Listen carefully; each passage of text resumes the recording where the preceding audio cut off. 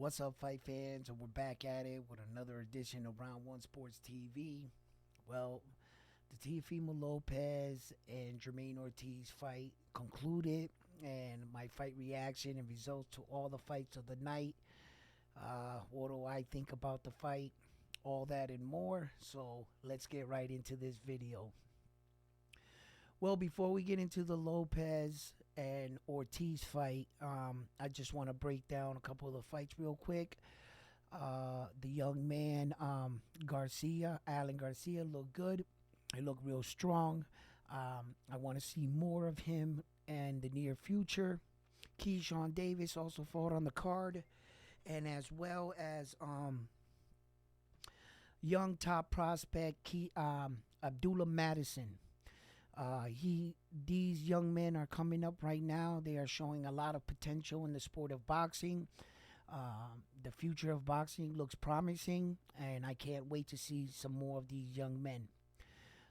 As far as the main event goes, okay, once again, the sport of boxing left me with a bad taste in my mouth. Okay, I felt like Ortiz did enough to secure the victory in this performance. I acknowledge Teofimo's forward aggression, but forward aggression is simply not enough to win a fight. His forward aggression was desperation more than forward aggression. He had put himself so far behind in the first half of the fight that he was trying to come forward and he was missing a lot of shots. It seemed like the referees didn't take into consideration that every single time Teofimo Lopez invited Jamaine Ortiz in, he met him there. And he went and he tried to play that thing, come in the corner on me, and Jamaine quickly made him get out of that corner. Even when Jamaine Ortiz was cut in the fight by an accidental headbutt, I don't believe they should have awarded Lopez that round because of the foul that was taking place in the round. You don't award a guy the round when he committed a foul during that round. That has to be established. Okay? And the more eye-catching shots, all right, there were a lot of shots that during the fight I felt that Ortiz got some really good shots. And in between rounds, the commentators and the people that were narrating the fight were showing Lopez's punches, the one or two punches that he threw in the fight. They completely ignored the fact that Ortiz was putting in work during that round. I felt like Jamaine Ortiz is going to take a lot away from this fight right here as well. He needs to know that in the moment when he was coming into the 10th round, I felt like he was winning the fight, but he needed to secure the W. I felt like he needed to step down on that front foot and meet Teo at the center of the ring. At one point in the fight, I felt like Teo was coming out of character, and his only opportunity in the fight was to get Jamaine Ortiz to fight his ego, to let him back in the fight. And I kept saying Jamaine doesn't have to give him any opportunities, but at the same time, he has to seal the deal. His performance was good. His game plan, he was executing. Teofimo Lopez was not executing any part of his game plan, but somehow the judges awarded him the fight. I really don't understand. It was like they were, okay, this guy was on his bike, but a lot of fighters won fights like that. Floyd Mayweather won tons of fights like that. In fact, Shakur Stevenson just won a fight against Edwin De Los Santos in a similar fashion, but I believe that Jamaine Ortiz's performance was better than Shakur's, and they gave Shakur Stevenson the fight. Edwin De Los Santos did it just about as much as that Teofimo Lopez did. And Jamaine Ortiz did more than Shakur Stevenson did. How the hell didn't you give this fight to my man? Look, I understand that I was a prisoner in the moment, and I did have a horse in this race right here, right? Um, but I was sure he won this fight. Once again, they took, man. Look, I believe Jamaine Ortiz's stock is gonna go up from here. The problem with that is that other fighters saw he can fight. So whether or not his stock goes up, will he get these fighters to fight him now? Okay? Because he technically shut down Teofimo Lopez. And Teofimo Lopez is running around yelling that he's one of the best fighters in the world. But yet he does good performance, shitty one, good one, shitty one, good one. You can't be considered one of the best if you're not a dominant fighter and you're just merely skating to get by, win loss type shit. So Teo, pump your brakes with all that. I understand he went along with the narrative. He was happy he got the win. But all that talking about he was dominating the fight and people don't want to fight him afterwards because he's too good. All that kind of talk, you need to pump your brakes, boy, because you got outclassed in this fight, and the world knows it. The world knows it.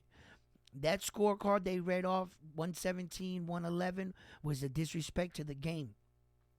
And I was paying attention all night in my live stream, and I understand that she's like 5 hours long, and I don't fault you for not going to watch it, right? But there was a lot of great things I said in that live stream. And all night I was saying it. I was saying it that, Jamaine was executing his game plan to perfection, right? When he got that head bunt, I said to myself, oh no, here we go. It was in a bad place. Shout out to Jamaine Ortiz, cut man, his corner. They did an excellent job. Shout out to Jamaine Ortiz for protecting that eye. And what I said was that this cut might have been a blessing in disguise. Because at that time, Jamaine was starting to fight Teofimo Lopez's ego, and he was giving him opportunities. That's what I didn't want him to do in this fight, right? When he suffered the cut, I said he's going to get on his bike more and want to protect his eye, which is going to cause him to stay on the outside on his feet. And I said, wait a minute, this actually might have just, took Teo out of the fight, because now he's not going to engage with Teo like Teo wanted him to. And I was like, wait a minute, this might be good. He just got to protect that eye. So he started doing so, and I started watching the fight unfold. And like I said, Teo got some good shots in there, yes. And if we were judging the fight, I understand they're not really looking at it by punches landed. They're looking by effective punching, meaning what is the damage caused to the fighter? Is he snapping his head back? When Jamaine hit him, is he making him go back? And he was. Teo was like tracking him down, and the minute that Jamaine engaged with him, I dare you, go back and watch the fight. Teo would take steps backwards. And that's what I was looking at.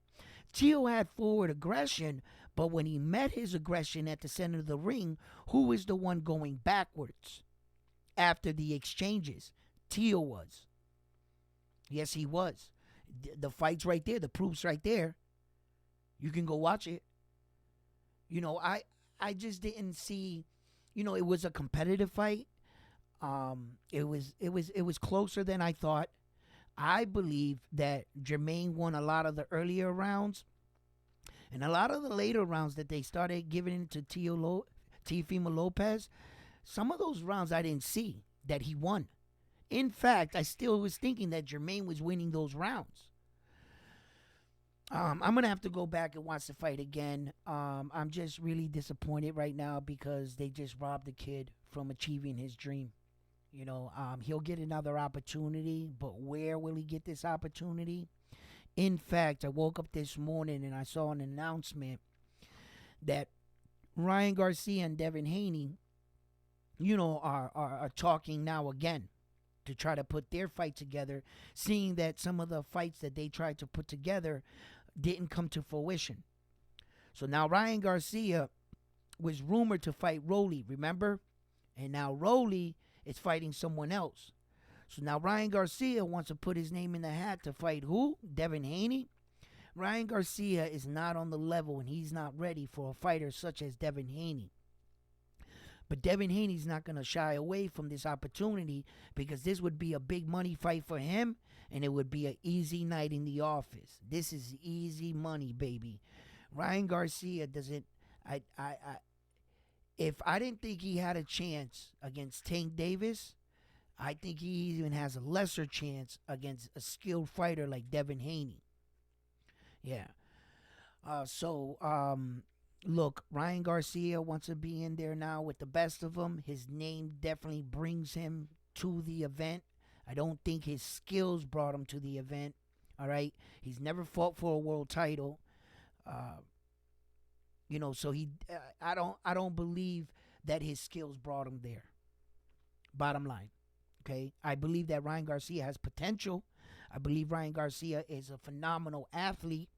And I believe that Ryan Garcia, had he took boxing a little bit more serious, he would be a hell of a lot better boxer than what he is right now. But I think his managers and his handlers need to be honest with him. And they need. I'm not saying to shy away from that Devin Haney fight. I'm just saying revisit that fight a few fights ahead. Ryan Garcia is still fairly young. Devin Haney is young as hell too. What are they, 25, 26 years old?